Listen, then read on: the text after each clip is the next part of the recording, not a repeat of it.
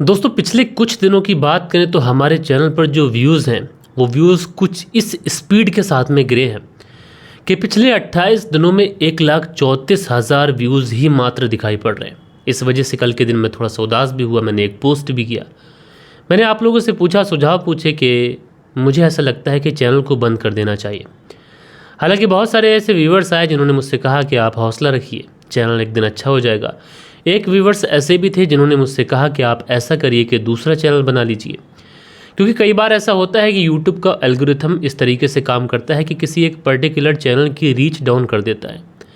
तो ऐसे में अगर आप चाहें तो नया चैनल बनाकर नई शुरुआत कर सकते हैं, इस चैनल को भी कंटिन्यू रखिए। तो आप लोग मुझे बताइए कि आप लोगों को क्या लगता है कि इतनी बेहतरीन, इतना अच्छा एफर्ट, अगर मैं बात करूं अपने वीडियो की तो एवरेज व्यू ड्यूरेशन अगर आता है तो मेरी वीडियो का 10 मिनट के पार आता है, यानी 70% के आसपास। और जो क्लिक थ्रू रेट रहता है थंबनेल के ऊपर वो 13% के आसपास रहता है। अगर किसी वायरल चैनल का देखेंगे तो 10% के आसपास मिलता है, तो उससे भी मेरा ज़्यादा है। लेकिन उसके बावजूद भी जो यूट्यूब है मेरे इंप्रेशन को बहुत ज़्यादा डाउन रखता है, यानी वीडियोज़ को ज़्यादा लोगों तक भेजता ही नहीं। अब आप लोग बताइएगा कि मैं क्या करूं, कि नया चैनल स्टार्ट करूं या फिर इसी चैनल को कंटिन्यू रखूं। और नया चैनल अगर स्टार्ट करूंगा साथ के साथ इस चैनल को भी रखूंगा तो मुझे उम्मीद यह है कि जो नया वाला चैनल है वो ज़्यादा ऑडियंस तक पहुंच सकता है। तो आप लोगों की राय का मैं इंतज़ार करूंगा, क्योंकि आप लोग फैमिली है और आप लोग जो भी सुझाव मुझे देंगे वो मेरे लिए बेहतर होगा। दोस्तों कल के दिन मैंने आप लोगों को बिहार के फुलवारी शरीफ की एक कहानी सुनाई थी। उसमें एक देवर और एक भाभी के बीच में पहले अवैध रिश्ते होते हैं, लेकिन इस बात की खबर उस महिला के पति को चल जाती है। वो जो पति था अपने ही सगे भाई यानी प्रेमी के मर्डर के लिए, अपने ही सगे भाई के मर्डर के लिए अपनी पत्नी को वो महीनों तक पिस्टल चलाने की यानी देसी कट्टा चलाने की ट्रेनिंग देता है, और उसके बाद में अपने ही सगे भाई की अपनी ही पत्नी के हाथों हत्या करा देता है। लेकिन दोस्तों ये एक परफेक्ट क्राइम करने की कोशिश की गई थी, लेकिन उसके बावजूद भी जो कातिल थे ये महज 8 से 10 घंटे के अंदर ही पुलिस की गिरफ्त में आ गए। लेकिन दोस्तों आज की जो कहानी मैं आप लोग को सुनाऊंगा, इस कहानी के अंदर भी रिश्ते तार तार हुए हैं। इस कहानी के अंदर भी कुछ ऐसा हुआ है, कुछ ऐसी घटिया स्क्रिप्ट लिखी गई है कत्ल की, कि जिसको जब आप लोग सुनेंगे तो आप लोग कहेंगे कि दुनिया में किस किस तरीके के इंसान पड़े हैं। तो ये पूरी कहानी सिलसिलेवार तरीके से दोस्तों मैं आप लोग को सुनाऊंगा। लेकिन आप लोगों से रिक्वेस्ट है, दरखास्त है कि अगर आप लोग चैनल पर पहली बार आए हैं तो आप लोग चैनल को सपोर्ट करें, अपना प्यार दिखाएं, सब्सक्राइब ज़रूर करें। बात करें दोस्तों आज की इस कहानी की, तो आज की इस कहानी की शुरुआत होती है मध्य प्रदेश से। और मध्य प्रदेश के अंदर एक ज़िला लगता है सागर ज़िला, और इसी सागर ज़िले के अंतर्गत एक थाना आता है बरायठा थाना। और इसी बरायठा थाने के अंदर 15 जुलाई साल 2025 को सुबह के तकरीबन 8 से 9 बजे के आसपास बरायठा थाने में जो भी पुलिसकर्मी आए हुए थे, अचानक से एक फ़ोन बजता है। जो पुलिसकर्मी वहाँ पर मौजूद थे उसमें से एक व्यक्ति जो था वो फ़ोन उठाता है। फ़ोन उठाने के बाद में पूछता है कि कौन बोल रहे हैं। तो दूसरी साइड से एक व्यक्ति बात कहता है साहब मैं ककरकंट गांव से बोल रहा हूँ, ककरंट गांव से। और इसी गांव के अंदर एक व्यक्ति जिसका नाम वीरेंद्र कुमार लोधी है, उसकी हत्या हो चुकी है या फिर कुछ ऐसा हुआ है जो हमें ऐसा लग रहा है कि संदिग्ध है।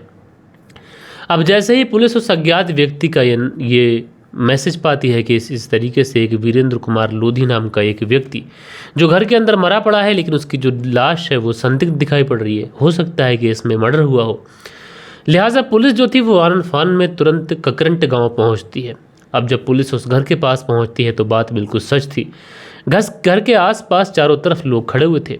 पुलिस जो थी वो लोगों को हटाते बचाते हुए आगे पहुंचती है। आगे पहुंचने के बाद में घर के अंदर पहुंचती है। तो जैसे ही पुलिस घर के अंदर पहुंचती है तो जो वीरेंद्र कुमार की पत्नी होती है सीता, वो बहुत ही ज़ारो कतार रो रही है। उसके हाल ऐसे हैं कि बदहवास है। अब पुलिस जो थी वो वीरेंद्र कुमार की जो डेड बॉडी थी उसको अपनी कस्टडी में लेती है, लेकिन जो परिवार वाले होते हैं वो कहते हैं कि हम डेड बॉडी को किसी भी तरीके से कोई पोस्टमार्टम कराना नहीं चाहते। अब पुलिस पूछती है कि क्यों तुम पोस्टमार्टम कराना नहीं चाहते। तो उसके बाद में जो वीरेंद्र कुमार की फैमिली यानी सीता और वीरेंद्र कुमार का भाई राजेंद्र लोधी, ये लोग पुलिस को बताते हैं कि जो हमारे भैया थे, यानी सीता बताती है जो मेरे पति थे वीरेंद्र कुमार लोधी, ये शाम को खाना खा के सोए थे, हम लोग अच्छे से सो रहे थे, लेकिन रात को अचानक सोते हुए ये बेड से फिसल कर गिर जाते हैं, जिसकी वजह से इनके सिर पर बहुत ज़्यादा चोट लगती है, खून बहुत ज़्यादा बह जाता है। जब तक मैं उठती हूँ जब तक शायद बहुत ज़्यादा देर हो जाती है और इसकी वजह से इनकी मौत हो गई। अब जैसे ही घर वाले ये बात कहते हैं तो पुलिस को समझ नहीं आता है कि क्या करें, लेकिन उसके बाद में फिर पुलिस वाले कहते हैं कि चलो ठीक है, लेकिन एक बार डेड बॉडी का पोस्टमार्टम ज़रूर करा लेना चाहिए। लेकिन जो राजेंद्र लोधी वीरेंद्र कुमार का भाई और जो वीरेंद्र की पत्नी थी सीता, ये दोनों पोस्टमार्टम कराने के लिए इनकार करते हैं। अब जैसे ही ये पुलिस के कहने पर बार बार कहने पर इनकार करते हैं तो पुलिस को कहीं ना कहीं इन दोनों के ऊपर डाउट होता है कि आखिर क्यों ये लोग पोस्टमार्टम ना कराने के पीछे इतना ज़्यादा जोर दे रहे हैं। लिहाजा पुलिस वाले कहते हैं कि ये एक एक्सीडेंटल डेथ है, इसलिए पोस्टमार्टम तो कराना ही पड़ेगा। लिहाजा पुलिस वाले उस डेड बॉडी को अपनी कस्टडी में लेकर सीधा पंचनामे के लिए भेज देते हैं, पोस्टमार्टम के लिए भेज देते हैं। अब जैसे ही पोस्टमार्टम होता है और पोस्टमार्टम की जो रिपोर्ट आती है तो ये जो पूरा केस था, ये पूरा केस 90 डिग्री तक पलट जाता है, क्योंकि पोस्टमार्टम की रिपोर्ट में ये बहुत साफ साफ लिखा था कि मरने से पहले वीरेंद्र कुमार लोधी के साथ में काफ़ी ज़्यादा मार पिटाई की गई है और उसकी हत्या जो हुई है वो उसके सर पे चोट लगने की वजह से उसकी मौत नहीं हुई है। सर पे चोट लगी है, खून बहा है, लेकिन उससे पहले इसका गला दबाया गया है। यानी मौत का जो कारण था वो था गला दबना, यानी गला घोट कर इस वीरेंद्र कुमार लोधी की हत्या की गई है। अब जैसे ही पुलिस के सामने ये चीज़ें आती हैं तो इसमें पुलिस क्या कर सकती थी? पुलिस सबसे पहले सीता और राजेंद्र लोधी इन दोनों से पूछताछ करती है। इन दोनों से कहती है कि तुम लोग तो बोल रहे थे कि वो व्यक्ति वीरेंद्र कुमार लोधी जो कि बेड से फिसला और गिरा और मर गया, लेकिन अब यहाँ पर मामला ये आ रहा है कि इसके साथ में मार पिटाई की गई है और उसके बाद में इसका गला दबाकर हत्या की गई। लेकिन यहाँ पर सीता और राजेंद्र कहते हैं कि साहब इसके बारे में कुछ नहीं पता, अगर ऐसा हुआ है तो कातिल जो भी है उसको पकड़ा जाना चाहिए, क्योंकि हमारे भाई को घर के अंदर ही घुसकर मार दिया और हमें कानो कान खबर ना चली। साहब जो भी है वो पुलिस की गिरफ्त से बचना नहीं चाहिए। अब सीता इतना कहते ही रोने लग जाती है, लेकिन पुलिस जो थी वो सीता को छुपाती है, ढांढस बनाती है और कहती है कि कातिल जो है वो पकड़ा जाएगा। लिहाजा पुलिस वाले जो थे वो आस पड़ोस के लोगों से पूछताछ करते हैं। आस पड़ोस के लोगों से पूछा जाता है कि इस घर के अंदर से किसी ने आते या फिर जाते देखा हो, और साथ के साथ पुलिस ये भी चेक करती है कि इस घर के अंदर कोई भी फोर्सफुली एंट्री की गई है या फिर नहीं की गई है।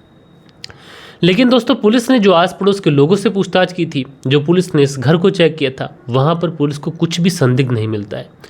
ना कोई व्यक्ति इस बात की पुष्टि करता है कि यहाँ से किसी को आते जाते देखा, ना इस घर के अंदर के हालात ये बता रहे थे कि इस घर के अंदर कोई फोर्सफुल एंट्री हुई थी।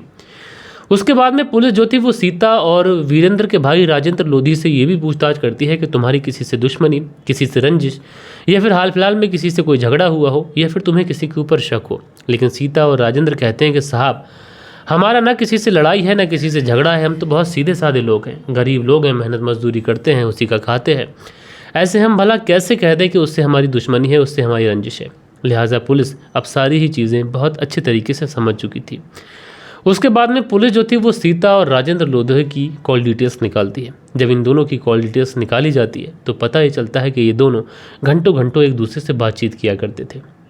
लिहाजा उसके बाद में क्या था कि पुलिस उसके बाद में सीता और राजेंद्र लोधी को अरेस्ट करती है। अरेस्ट करने के बाद में इन दोनों को पुलिस थाने लेके आती है। पुलिस थाने लाने के बाद में इन दोनों से जब पूछताछ की जाती है तो थोड़ी देर तक तो ये लोग पुलिस को भरपूर घुमाने की कोशिश करते हैं। लेकिन दोस्तों ये कोई पेशेवर कातिल, कोई पेशेवर मुजरिम थे नहीं। जैसा हर कहानी के अंदर होता है वैसा इस कहानी के अंदर भी होता है। पुलिस की सख्ती के आगे ये लोग तोते की तरह बोलने लग जाते हैं और जो सच ये पुलिस को बताते हैं उसे सुनने के बाद में पुलिस को भी अपने कानों पर विश्वास नहीं होता है। दरअसल सीता बताती है कि वीरेंद्र कुमार लोधी के साथ में जब उसकी शादी हुई थी तो शादी के बाद वो अपने पति के साथ में एक बेहतरीन ज़िंदगी बिता रही थी। लेकिन जैसे जैसे समय गुजरा उसके बाद में राजेंद्र लोधी इस सीता की बहुत ज़्यादा तारीफ़ें किया करता था। जबकि उसका भाई वीरेंद्र लोधी घर पे नहीं होता, वो अपनी भाभी की तारीफ़ें करते नहीं थकता था। वो कहता था कि अगर उसे पत्नी चाहिए तो भाभी की तरह चाहिए, पत्नी हो तो ऐसी ही हो। और ऐसे में जब ये सारी चीज़ें वो करता रहता है तो उसके बाद में कहीं ना कहीं एक दिन वो अपनी मोहब्बत का इजहार करता है। इसको तो मोहब्बत तो नहीं कह सकते, लेकिन यूँ कहें कि अवैध संबंधों का इजहार करता है। और शायद वीरेंद्र कुमार लोधी की पत्नी जो थी वो भी इसी सारी चीज़ों का इंतज़ार कर रही थी। उसके बाद में इस देवर भाभी के बीच में अनैतिक रिश्ते बनते हैं और आए दिन अब इन दोनों के बीच में शारीरिक संबंध बनते रहते हैं। अब आए दिन जब इन दोनों के बीच में शारीरिक संबंध बनने का जो सिलसिला था ये आम होता है, तो उसके बाद में जब कभी भी वीरेंद्र कुमार लोधी घर से बाहर जाता तो उसके बाद में उसकी जो पत्नी थी और उसका जो भाई था राजेंद्र लोधी, ये दोनों एक दूसरे के साथ में शारीरिक संबंध बनाते। यही सारी चीज़ें चलती रहती हैं। इसी तरीके से 14 जुलाई साल 2025 को जब वीरेंद्र कुमार लोधी अपने काम से अपने घर आता है तो देखता क्या है कि उसका जो सगा भाई है राजेंद्र लोधी, वो उसकी ही पत्नी के साथ में उसके ही बेड पर नग्न अवस्था में आपत्तिजनक हालत में है। जैसे ही वो ये सारी चीज़ें देखता है तो वो इस बात का विरोध करता है, और जब वो विरोध करता है तो उसके बाद में उसकी जो पत्नी थी और उसका जो सगा भाई था उसके साथ में मार पिटाई शुरू कर देते हैं। जब ये दोनों लोग वीरेंद्र लोधी के साथ में मार पिटाई शुरू करते हैं तो वीरेंद्र लोधी भी इस बात का विरोध करता है, वो भी अपनी पत्नी और अपने भाई राजेंद्र लोधी के साथ में मार पिटाई शुरू करता है। लेकिन दोस्तों वो अकेला था और ये दोनों लोग, इसलिए ये दोनों लोग उसके ऊपर काबिज हो जाते हैं और उसकी बड़ी बेरहमी के साथ में पिटाई करते हैं और उसके बाद में गला दबाकर उसकी हत्या कर देते हैं। अब हत्या तो हो चुकी थी, लेकिन हत्या को एक परफेक्ट मर्डर करना था तो एक परफेक्ट प्लानिंग चाहिए थी। इसके लिए एक बहुत ही घटिया और साधारण सी प्लानिंग करते हैं।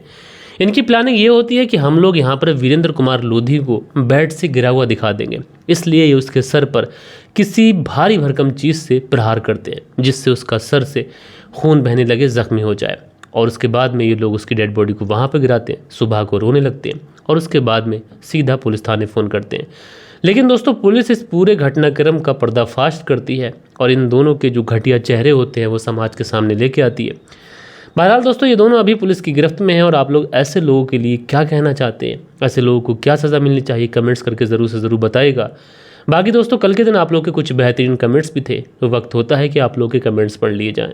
सो दोस्तों जो कल के दिन कमेंट्स है उसमें दिनेश कुमार लिखते हैं, आपका कहानी सुनाने का अंदाज़ बहुत अच्छा है। तो दिनेश कुमार जी मेरे भाई शुक्रिया आपका। अंसारी सुहेल लिखते हैं, अस्सलाम वालेकुम शाबिश भाई, खुश रहिए, मुस्कुराइए। जब आप अपने ही अपनों के दुश्मन बन जाएं तो फिर किस पे भरोसा किया जाए। तो अंसारी सुहेल जी शुक्रिया।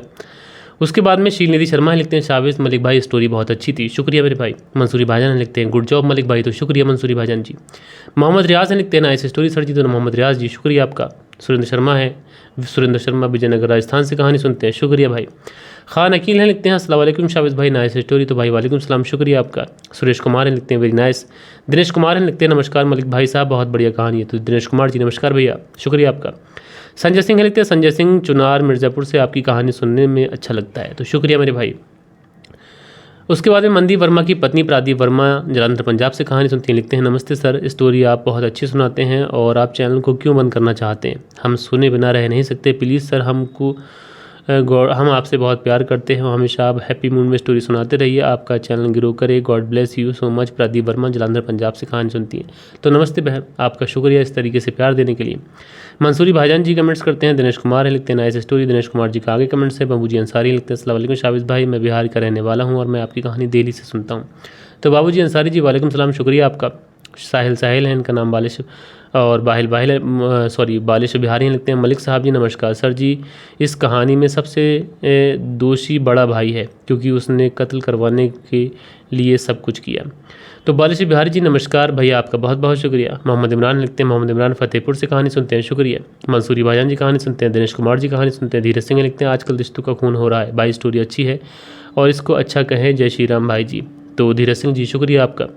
सुनील त्यागी हैं लिखते हैं, नमस्कार भाई साहब, रेणु सुनील त्यागी शाना बुलंदशहर से, तो भैया नमस्कार, शुक्रिया आपका। दीपक सिंह हैं लिखते हैं, दीपक भाई जिला बुलंदशहर से कहानी सुनते हैं, शुक्रिया।